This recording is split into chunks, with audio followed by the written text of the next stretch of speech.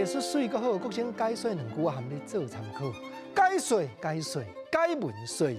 好朋友，咱搁来讲俗语。咱讲俗语吼，是正人的智慧，毋过是一个人的灵感。是安怎用安尼先讲？煞毋知影讲说俗语，就是要互会记的。所以有迄个典故接的句相对比，讲红花袂芳，芳花袂红，这就是互你加强印象。嘛有迄个俗语典故讲无够，下句佫讲来斗的。敢有国情啊？敢有？来，我记几句啊，含你做参考。咱当作半讲笑，下句拢咧加强口气哦。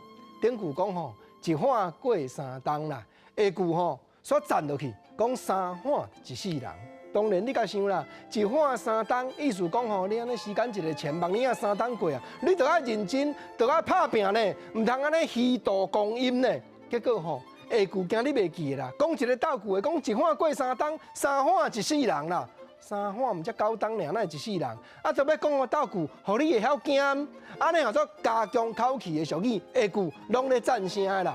过来第二句愈趣味，第二句讲吼，讲天讲地，我知啦，国情啊，即句吼，逐世界有人咧流传啦。典故讲叫做讲天讲地，无毋对，道理吼，安尼来山亲情，你无甲我好好啊照起讲讲，我甲你讲东，你着甲我讲西，安尼叫做讲天讲地啦。结果下句。为着要斗句，煞接一句讲好遐啊，佮讲饭咧。咱知好遐也好，饭咧也好，即摆少年家足罕得看啊。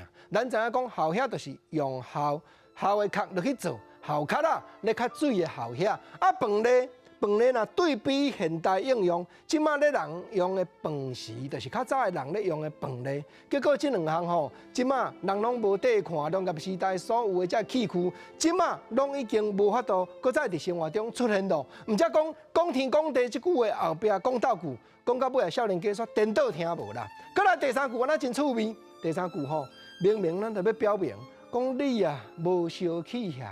来看咱解文说理，国情诚心诚意，心内只有感谢。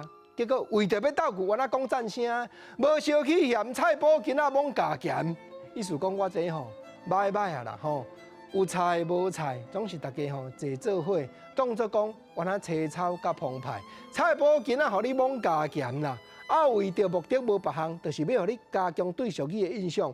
我就跟他表明要讲一句讲无啥气嫌啦。我惊你袂记的啦，讲倒句你就会记严，一碗过三冬袂记的，三碗一世人赞了，你就会记严。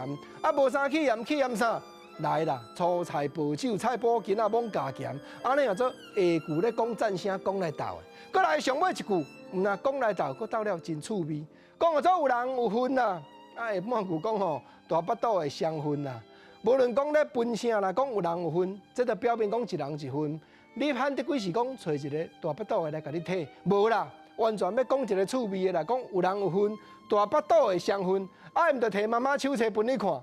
当然，这就是俗语上较艺术，要互加强印象，才产生这款趣味的所在啦。